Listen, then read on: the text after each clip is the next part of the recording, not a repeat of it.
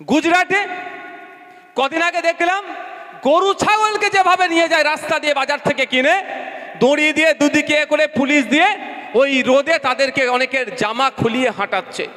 চরম মানবতা বিরোধী নয়? চরম অন্যায় নয়? সেখানেও অপবাদ দেওয়া হচ্ছে এরা নাকি বাংলাদেশি, কিন্তু অধিকাংশ পশ্চিম বাংলার তারা নাগরিক, বাংলায় কথা বলা তাদের অপরাধ হয়ে গিয়েছে। কিন্তু এর প্রতিবাদে কেন আমাদের রাজ্যের মুখ্যমন্ত্রী গুজরাটের মুখ্যমন্ত্রীকে জবাব দিল না? অনেক গল্প আমরা শুনছি, অনেক গল্প আমাদেরকে বলা হচ্ছে, অনেক আমাদেরকে গল্প গিলানো হচ্ছে, কিন্তু দুর্ভাগ্য আমাদের পশ্চিম বাংলার নাগরিকগুলোকে রাস্তায় যাদেরকে গরু ছাগলের মতো হাঁটালো সেই রাজ্যের মুখ্যমন্ত্রী কেন গুজরাটের মুখ্যমন্ত্রীকে বলল না যে গুজরাটের অনেক ব্যবসায়ী পশ্চিম বাংলায় ব্যবসা করছে, তাদেরকে আমরা নিরাপত্তা দিচ্ছি, তাদেরকে ব্যবসা করার সুযোগ দিচ্ছি, আমাদের শ্রমিকদের উপরে যদি অত্যাচার হয় তাহলে গুজরাটে কিন্তু এদেরকে পাঠিয়ে দেব? কেন বললো না? বললো না কেন? মারছে কাকে? আপনার আমার ভাইকে তো মারছে। কাকে? নমশূদ্রকে মারছে। কাকে? দলিতকে মারছে। কাকে? মুসলমানকে। ওই জন্য এদের মুখে কথা নাই। আর ভোটের দিনে দেখবেন লাইনে এরা আগে যায়, সকাল সকাল চান করে গোসল করে লাইন আগে ভোট দিতে যায় এরাই। মুসলমান, নমশূদ্র, দলিত, আদিবাসী এরাই যায়। পিছিয়ে বর্গের যারা ভোটের মিটিংয়ে এরাই ভর্তি করে। এই 21শে জুলাই হবে, দেখবেন হো হো করে ছুটছে কারা? এই সমাজের মানুষজন। কবে জ্ঞান ফিরবে এদের? যদি নওশাদ সিদ্দিকীরা শাসক দলে থাকতো, অর্থাৎ রাজ্য পরিচালনার দায়িত্ব যদি আপনারা আমাদের হাতে দিতেন 2021 সালে, আমি দায়িত্ব নিয়ে বলছি এগুলো আমাদের বন্ধ করতে 10 মিনিট টাইম লাগতো না। উদাহরণ দিয়ে আপনাদের বুঝিয়ে দিচ্ছি। উড়িষ্যায় বাঙালি শ্রমিকদের উপরে অত্যাচার হচ্ছে। আজকে আমাকে ফোন করেছে, ডিটেলস আমি চেয়েছি, বাঙালি শ্রমিকদেরকে বাংলাদেশি বলে উড়িষ্যার পুলিশ তুলে নিয়ে গিয়ে জেলের মধ্যে রাখছে। এর সমাধান কি আছে ভাই? সমাধান কি করতে হবে? আমাদের রাজ্যের মুখ্যমন্ত্রীকে, আমাদের রাজ্যের পুলিশ মন্ত্রী উড়িষ্যার পুলিশ মন্ত্রীর সাথে, উড়িষ্যার মুখ্যমন্ত্রীর সাথে কথা বলবে, যেটা পশ্চিমবাংলার নাগরিক, একে অবিলম্বে ছেড়ে দেওয়া হোক, আর বাঙালি মানেই বাংলাদেশি বলা এটা বন্ধ করা হোক। তাহলে কিন্তু এটা বন্ধ হয়ে যেত, কিন্তু আমার রাজ্য সরকার সেটা করেনি। যদি না বন্ধ করে, তারপরেও বাংলাদেশি বলে যদি ডিস্টার্ব করে, এতদিন গুন্ডা মস্তান সমাজ বিরোধীরা বাঙালি শ্রমিকদের উপরে ভিন্ন রাজ্যে অত্যাচার করত, এখন সেই রাজ্য সরকার অত্যাচার করতে লেগে গিয়েছে। তার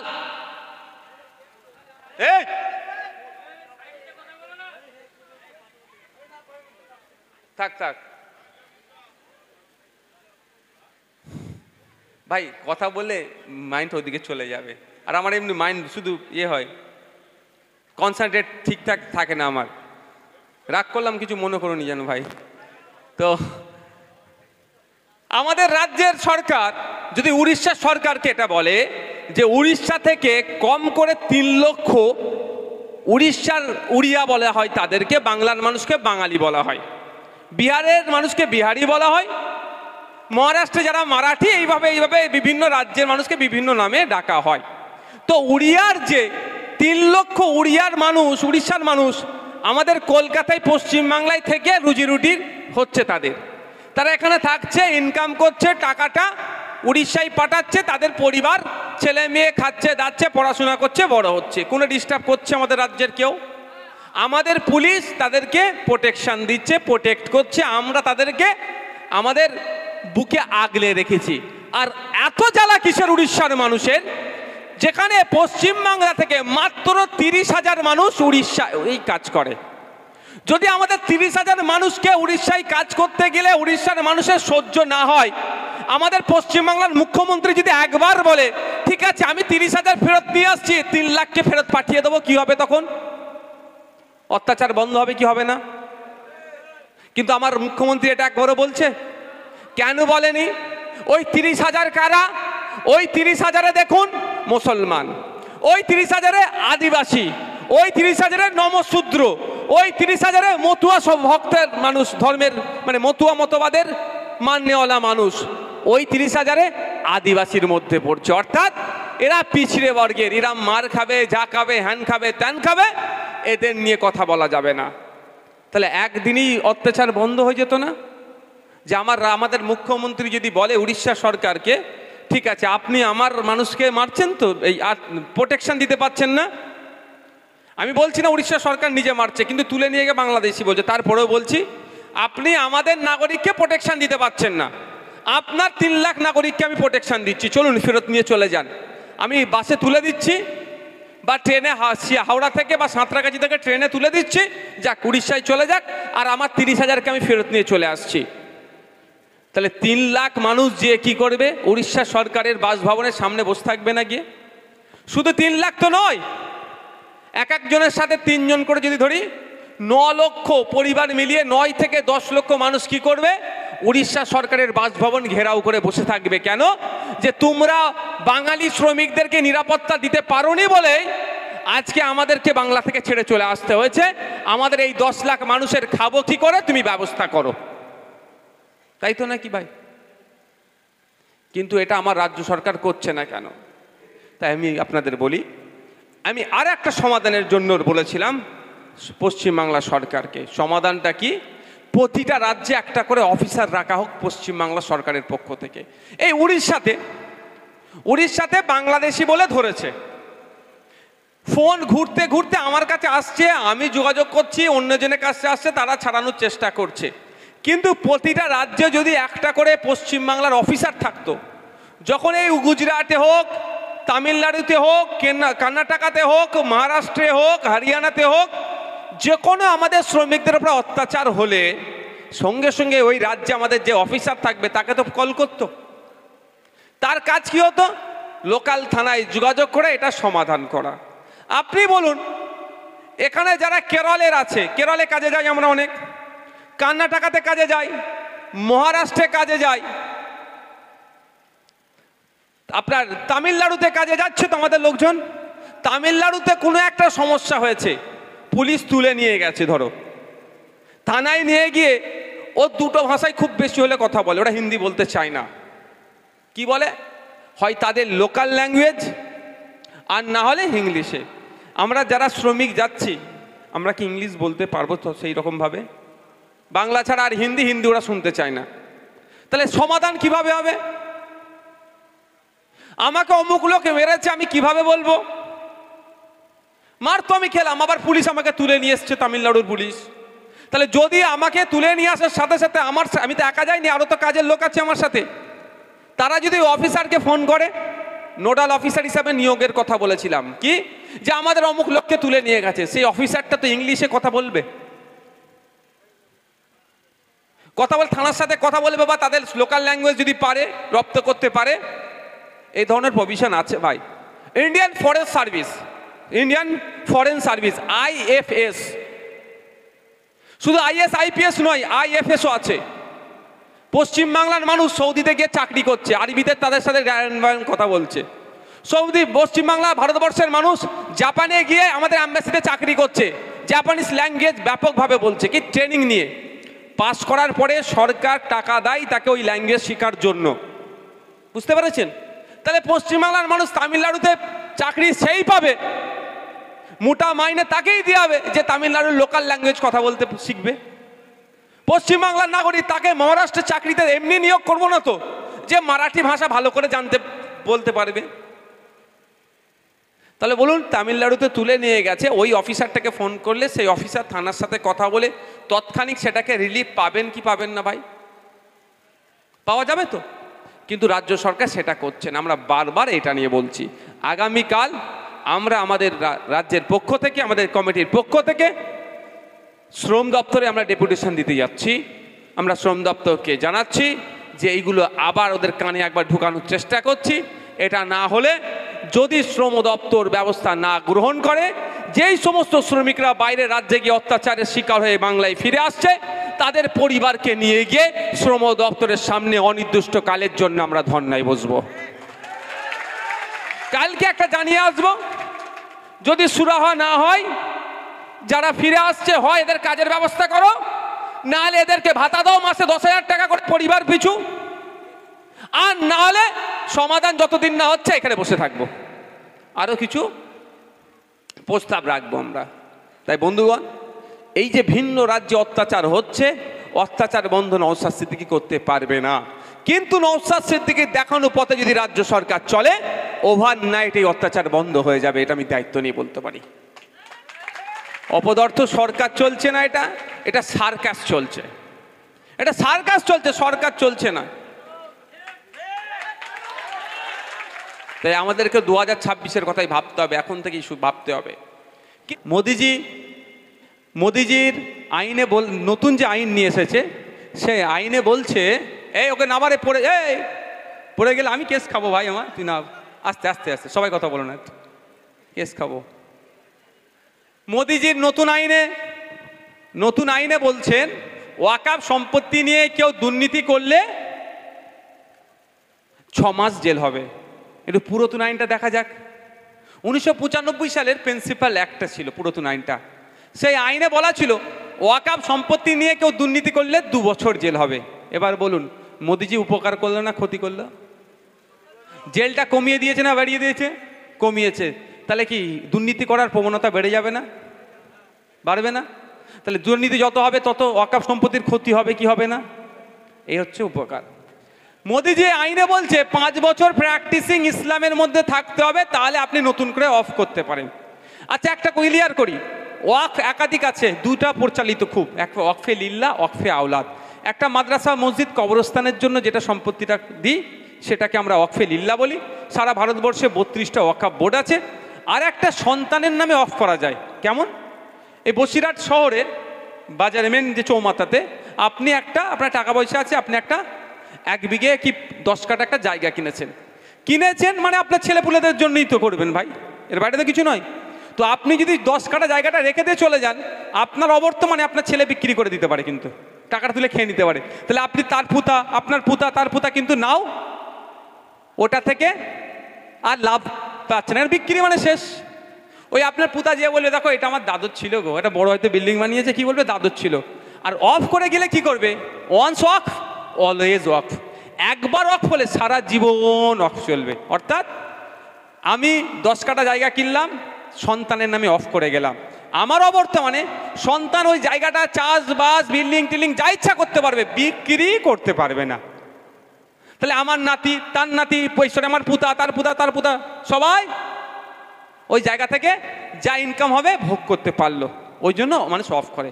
কিন্তু নতুন আইন নিয়েছে মোদিজি মুসলমানদের উপকারের নামে, মুসলমানদের চরম বাঁশ দিয়েছে। কি? যে আপনি নতুন করে আর অফ করতে পারবেন না, তার রাস্তাটা বন্ধ করেছে। ডাইরেক্ট বলেনি যে আপনি অফ করতে পারবেন না। কি করেছে? বলছে 5 বছর প্র্যাকটিসিং ইসলামের মধ্যে থাকতে হবে। এই প্র্যাকটিসিং ইসলামের ডেফিনেশন বা সংজ্ঞাটা কি বলে দেয়নি, শুধু বলেছে 5 বছর আপনাকে প্র্যাকটিসিং ইসলামের মধ্যে থাকতে হবে। এবার বলুন, কেউ যদি গিয়ে অফিসারকে বলে আমি আমার সম্পত্তি কি করব? অফ করব, বলেনি যে কি কি থাকলে প্র্যাকটিসিং ইসলাম, বা এত বড় দাঁড়িয়ে রাখতে হবে, এত বড় জুব্বা পড়তে হবে, 5 দিন ছাড়া বছরে, সারা বছর রোজা রাখতে হবে, এইভাবে কিছু বলে দেয়নি, কিচ্ছু বলেনি। শুধু বলে দিয়েছে কি 5 বছর প্র্যাকটিসিং ইসলামের মধ্যে থাকতে হবে। এবার আপনি বলুন, আপনি গিয়েছেন আপনার ছেলের নামে এই বসিরহাটে 10 কাঠা, শহরে 10 কাঠা জায়গার জমিটা অফ করতে। আপনার মুখ দেখে বললো ও তুমি এসেছো? হ্যাঁ স্যার আমি এসেছি। আবার আজকাল তো মানে অফিসাররা অনেক তুকারি করে। আমি আপনাদের কথা একটা বলে যাচ্ছি, যদি কোনো অফিসার আপনাদের সাথে তুকারি করে কথা বলে, তাকে ভদ্র ভাষায় বলবেন স্যার, আমি আপনাকে স্যার সম্বোধন করছি, আপনি আমাকে ভদ্র ভাষায় মানে সম্মান দিয়ে কথা বলুন। আর সে যদি মনে করে আমি বড় স্যার হয়ে গেছি, সাথে সাথে আপনিও বলবেন হ্যাঁ তুই কি বলছিস বলতো, কি বললাম, কিছু হলে আমি বুঝে নেব। আপনার আমার ট্যাক্সের টাকায় ওই সাহেবের মাইনে চলছে, এটা মাথায় রাখবেন। আপনার আমার ট্যাক্সের টাকায় ওই অফিসারের মাইনে চলছে, যে অফিসারটা আছে না, আপনার আমার ট্যাক্সের টাকাতে চলছে, এটা মাথায় রাখবেন। যাক, ফিরে আসি এই জায়গায়, টাইমও স্বল্প আছে, বেশি টাইম নাই, এনার্জি কারো লস হচ্ছে না তো ভাই? তো আপনি গিয়ে বললেন সাহেব আমি করব, অফ করব, আপনার মুখের দিকে তাকিয়ে বললো ধুর বেটা ঠিক করে নামাজ পড়ো না তুমি, তুমি ঠিক করে মুসলমানই হতে পারো নি, ইসলামের মধ্যে নেই, তুমি কি অফ করবে? কেন প্র্যাকটিসিং ইসলাম বলেছে। কেন আমি তো 5 ওয়াক্ত নামাজ পড়ি। আমার বাপের বয়সী লোক যে যদি বলে আমার আর সবাই নামাজ পড়লে কি কপালে দাগ হয় ভাই? কপালে দাগ নেই। তুমি নামাজ পড়েছো কি তোমার কপালে দাগ নাই? বাড়ি চলে যাও, তুমি ঘোড়ার ডিম। কি করবে এখন? কোথায় মামলা করবে? কোনো বাল বাকড়ার জায়গা রেখেছে? রাখেনি তো, তাহলে আপনি অফ করতে পারবেন না। ঘরে গিয়ে 5 ওয়াক্ত নামাজ পড়েন, কিন্তু আমি ধরছি আপনাকে, কপালে ছিঁড়ে ছাড়ে গিয়ে আবার পরের সপ্তাহে গেছে। সবার কথা বাদ দিলাম, ইমাম সাহেব গেছেন। আমি আপনি একটু ফাঁকিবাজি করি, কিন্তু ফাঁকিবাজি করা উচিত না যারা মুসলিম ধর্মের আছেন এখানে। কিন্তু ইমাম সাহেবের ফাঁকিবাজি নয়, 2500 টাকা মাইনে দিয়ে ওকে এবার সব চুষে দেয়। এটাও কিন্তু জবাব ঠিক জায়গায় দিতে হবে, মাথায় রাখুন। ইমাম ভাতা 3000 টাকা দিয়ে যেমন ভোট করিয়ে নিচ্ছে, একদিকে মুখ বন্ধ করে দিচ্ছে, 2500 টাকা আপনারা দেন, চুপ করে রেখেছেন। এটাও বাড়ানো দরকার। আর ইমাম ভাতা অন্য অন্য রাজ্যে 10,000 থেকে শুরু, 12,000, 18,000 পর্যন্ত আছে, আমাদের পশ্চিমবাংলায় মাত্র 3,000। এটা মাথায় রাখবে, এটাও বাড়াতে হবে, বাড়ানো দরকার আমরা মনে করি। যাক, ইমাম সাহেব গিয়েছে, ইমাম সাহেবের কপালে দাগ নেই, তাড়িয়ে দিয়েছে। পরের সপ্তাহে ছিঁড়ে ছাড়ে কপাল, ইমাম সাহেব গেছে দাগ করে নিয়ে, দিয়ে বলে দেখুন আমার কপালে দাগ। যদি ইমাম সাহেবকে বলে এই বছরে 29টা রোজা গিয়েছে, এবারে 29টা রোজা হয়েছে তো নাকি, আপনি 4টে রোজা ছেড়ে দিয়েছিলেন, 25টা রেখেছিলেন কেন? আপনি ঠিক করে মুসলমান নয়, তখন কি করবেন? কোনো মেশিনের বাবার ক্ষমতা আছে আমার গায়ে লাগিয়ে বলতে পারবে আমি 29টার মধ্যে কটা রোজা রেখেছি? তাহলে কি ওর অফ করা বন্ধ হয়ে গেল? আর নাহলে প্রতিটা মানুষের সাথে একটা করে অফিসার দিতে হবে। আমার কাছে একটা থাকবে, পিয়ারুল ভাইয়ের কাছে একটা থাকবে, মুসার কাছে একটা থাকবে। আমি ফজরের নামাজ পড়লাম কি পড়লাম না ও লিখবে, আসরের নামাজ পড়লাম কি পড়লাম না লিখবে, জোহরের নামাজ পড়লাম কি পড়লাম না লিখবে, তাই নাকি? এরম হবে?